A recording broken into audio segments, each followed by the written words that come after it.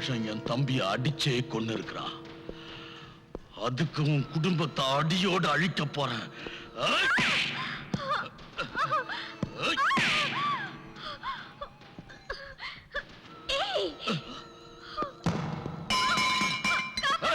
அவனை பிடிக்கடா.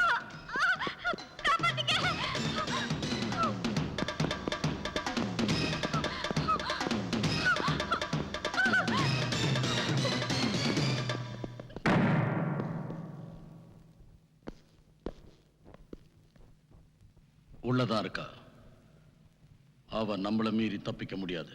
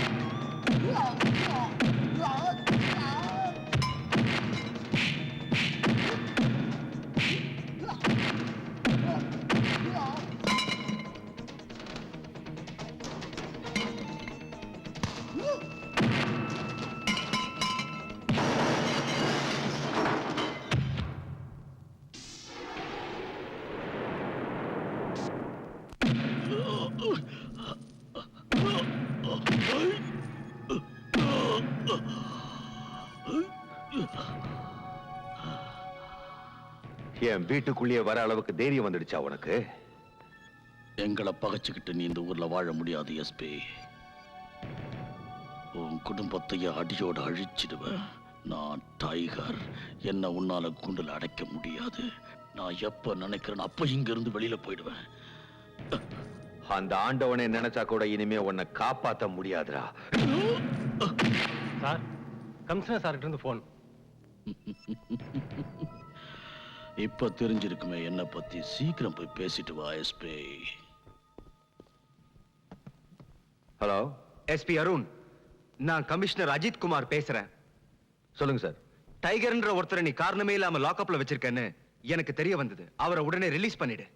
அவனை விடுறதா இல்லையாங்கிறத கோர்ட்டு தான் முடிவு செய்யணும். முடிவை நான் எடுத்துட்டேன். நீ உடனே ரிலீஸ் பண்ணு. I'm sorry sir. Hello,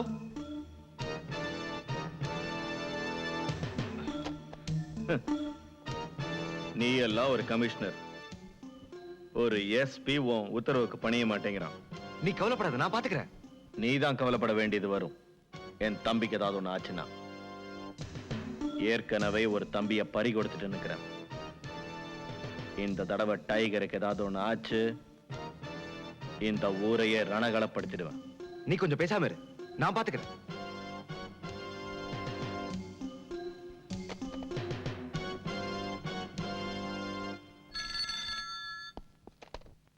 hello. Hello Khan, நான் கமிஷனர் அஜித் குமார் பேசுறேன்.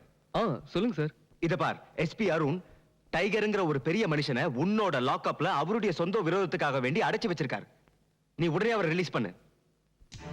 Hello Khan, are you there? Hello hello hello Khan, hello.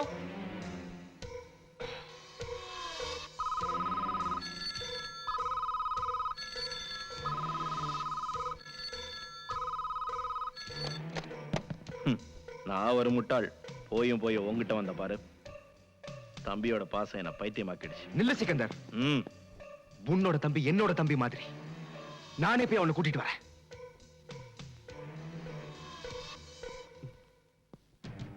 Sir நீங்க உன்ன மாதிரி பொறுப்பில்லாத இன்ஸ்பெக்டரோட நடத்தையினால போலீஸ் கமிஷனரே இங்க வர வேண்டியதா போச்சு. போனை கீழே வச்சதுக்கான காரணம் எனக்கு தெரிஞ்சாகணும். காரணம் என்னன்னு எனக்கும் தெரியும், உங்களுக்கும் நல்லா தெரியும் சார். Shut up. இன்னைக்கு எஸ்பி அருண் வீட்ல அராஜகம் நடந்திருக்கு. நாளைக்கு உங்க வீட்ல நடக்கலாம். நாளைக்கு வேற போலீஸ் ஆபீசருங்க வீட்ல நடக்கலாம். உன்னோட லிமிட்லயே இரு. நான் சொல்ற வேலையை உடனே செஞ்சு முடிக்கிற ஒரு சாதாரண எஸ்ஐ தான் நீ. ஞாபகம் வச்சுக்க. சாதாரண எஸ்ஐயா இருந்தாலும் நான் கடமை தவற மாட்டேன் சார்.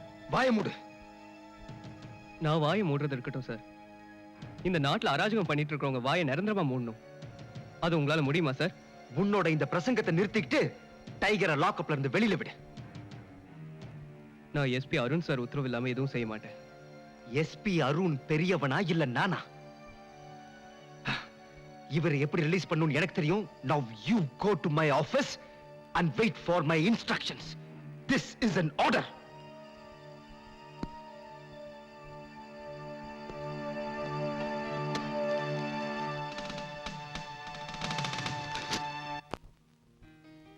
பாரு பாரு எப்படி முழுங்குறான் பாரு. அண்ணா, நான் இப்படி சாப்பிட்டாதான் நாளை கமாண்டோ ட்ரைனிங்ல உங்க பேரை காப்பாற்ற முடியும். நீ எப்படி வேணா சாப்பிடுப்பா, ஆனா நல்ல கமாண்டோ வந்தா சரி. அச்சச்சோ, ஏங்க அவனை சாப்பிட விடாம இப்படி படுத்துறீங்க? இப்ப நான் என்ன சொல்லிட்டேன்? நல்லது தானே சொல்றேன். ஓகே அண்ணா, நீங்க எப்படி சொல்றீங்களோ அப்படியே செய்யறேன். போதுமா? நீ நல்லா இருந்தா சரி.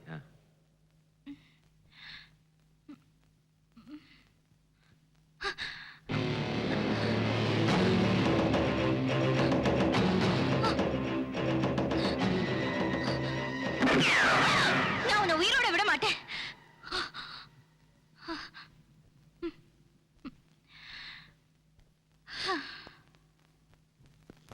நீ என்னமோ பெருசா உன்னை இந்த அரசியல் உலகத்திலே ராஜான்னு சொல்லிக்கிட்டு இருந்தியே. இப்ப என்னாச்சு? சாதாரண ஒரு போலீஸ்காரன் சீட்டை கிழிக்க போய் உன் சீட்டை கிழிஞ்சிருச்சு. வெந்த புண்ணல வேலை பாய்ச்சாத டைகர், அவமானங்கிற விஷத்தை குடிச்சிருக்கிற இன்னைக்கு அது என்னோட ரத்தத்துல கலந்து உடம்பெல்லாம் எரியுது. ஓ, எங்க கையால எங்க எதிரிங்களுக்கு தீ வைக்க வேண்டிய நீ இன்னைக்கு நீயே எரியற. உனக்காக நாங்க எவ்வளவோ செஞ்சிருக்கோம். அதுக்கெல்லாம் என்ன பிரயோஜனம்? ஒரு சாதாரண இன்ஸ்பெக்டர் டிரான்ஸ்பர் பண்ண முடியாத நீ எல்லாம் ஒரு எம்எல்ஏ. என்னால உங்களுக்கு இதுவரைக்கும் எந்த காரியம் நடக்கலையா? சொல்லு டைகர், சொல்லு. என்ன செஞ்சிருக்க? சின்ன சின்ன விஷயத்துக்குலாம் ஏன் இப்படி டென்ஷன் ஆகி அனாவசியம் சண்டை போடுறீங்க? சீஃப் மினிஸ்டர் என் ஃப்ரெண்டு தான், அவனை வச்சு எது வேணா சாதிக்கலாம் சொன்னீங்க. இப்ப என்னாச்சு பாத்தியா? தெருநாய் அடிக்கிற மாதிரி உன்னை கேவலமா பேசி அவமானப்படுத்தி வெளியே அமைச்சிட்டான். எனக்கு ஏற்பட்ட அவமானத்துக்கு பழி வாங்கணும் சிக்கந்தர். அந்த சீஃப் மினிஸ்டரை எப்படியாவது ஒழிச்சு கட்டு. அந்த சீஃப் மினிஸ்டர் செத்து போனா அந்த பதவிக்கு வரக்கூடிய உன்னோட நண்பன் தரம்தாஸ் என்கிட்ட 40 எம்எல்ஏக்கள் இருக்காங்க. இந்த மாநிலத்து முதலமைச்சர் ஆயிட்டேன்னா உன்னோட ஆட்சி தான் இங்க நடக்கும். அதுக்கப்புறம் இந்த மாநிலத்தோட சட்டம், காவல்துறை, நீதித்துறை எல்லாம் நீ சொல்லபடியா நடக்கும். இந்த பாரு சிக்கந்தர், நாம நினைச்சா எது வேணாலும் செய்ய முடியும். உன்கிட்ட பலம் இருக்கு, என்கிட்ட புத்தி இருக்கு. நீ என்கிட்ட நன்றி விசுவாசத்தோட இருப்பேன்னு நம்புறேன். உங்க உப்பு சாப்பிடறல்ல, உங்களுக்கு விசுவாசமா தான் இருப்பேன். அது சரி, அரசாங்கம் போடுற உப்பையும் தின்றல்ல. அதெல்லாம் சரிதான். யாருகிட்ட எவ்வளவு வாங்குறோமோ அந்த அளவுக்கு தான் விசுவாசமா இருக்க முடியும். அதாவது அரசாங்கம் கொடுக்கிற சம்பளம் இந்த காக்கி சட்டை சுமக்கிறதுக்கு மட்டும்தான். மற்றபடி நான் வீடு கார் வாங்கறதுக்கு நீங்க தானே சார் பணம் கொடுத்து ஹெல்ப் பண்றீங்க. எப்படியோ எஸ்பி அருண் எனக்கு ஒரு தொல்லையாவே இருந்துகிட்டு இருந்தான். இப்ப ஒரே கல்ல 2 மாங்கா சிஎம் நீங்க தீர்த்து கட்ட போறீங்க. அதே சாக்கா வச்சு எஸ்பியை நான் சஸ்பெண்ட் பண்ணிக்கிறேன் சார். சிக்கந்தர், இன்னைக்கு சாயந்தரம் பக்கத்தூர்ல நடக்கிற ஃபங்க்ஷனுக்காக முதலமைச்சர் போறாரு. பிரதர், நான் எல்லா பிளானும் பண்ணிட்டேன். ஆண்டவன் துணை இருந்தா நம்மளை யாரும் அசைக்க முடியாது.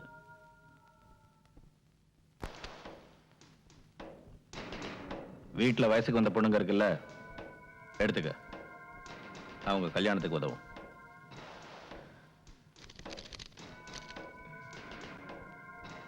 எடுத்துக்க. ஐயா, இது சிஎம்மோட சம்பந்தப்பட்ட விவகாரங்க. என் வேலை பறி போயிடுங்க ஐயா. ஏய், உனக்கு உயிர் முக்கியமா இல்ல வேலை முக்கியமா?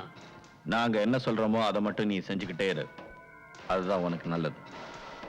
மற்ற விஷயங்களை எங்க ஆளுங்க கூடவே இருந்து பாத்துக்குவாங்க.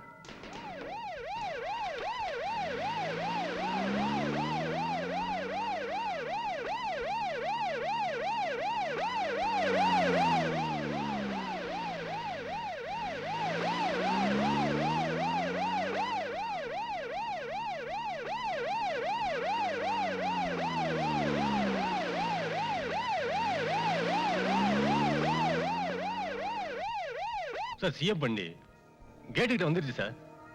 அந்த எஸ்பி அருண் எங்க இருக்கான்? டோன்ட் வரி, அவன் சிஎம் கூட இல்ல, அவன் டியூட்டியை வேற இடத்துக்கு மாத்திட்டேன். என்னாச்சு? ஏன் வண்டி நிக்குது?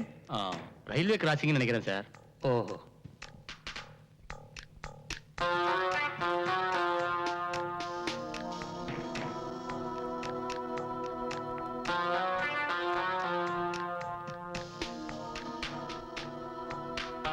வரங்கய்யா.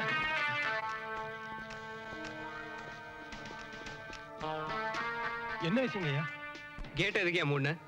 சிஎம் சார் இந்த ரூட்ல வரான்னு உனக்கு தெரியாது? மன்னிச்சிருங்கய்யா. இப்ப திறக்கிறேங்கய்யா. ஹரி அப் ஃபாஸ்ட். இப்ப திறந்துறேங்கய்யா.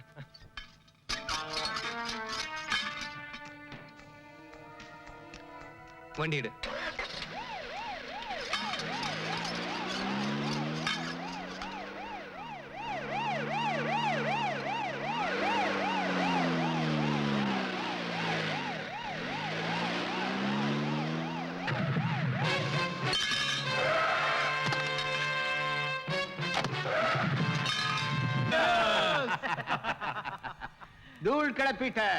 தூள் கிளப்பிட்ட சிக்கந்தர், நீதான் என்னோட நீண்ட நாள் ஆசையை நிறைவேற்ற போற. இப்ப நான் சீஃப் மினிஸ்டர் ஆக போறதை யாராலையும் தடுக்க முடியாது. இனிமேல் இந்த ஸ்டேட் பூராவும் நம்மளோட அதிகாரத்தின் கீழே நடக்க போகுது.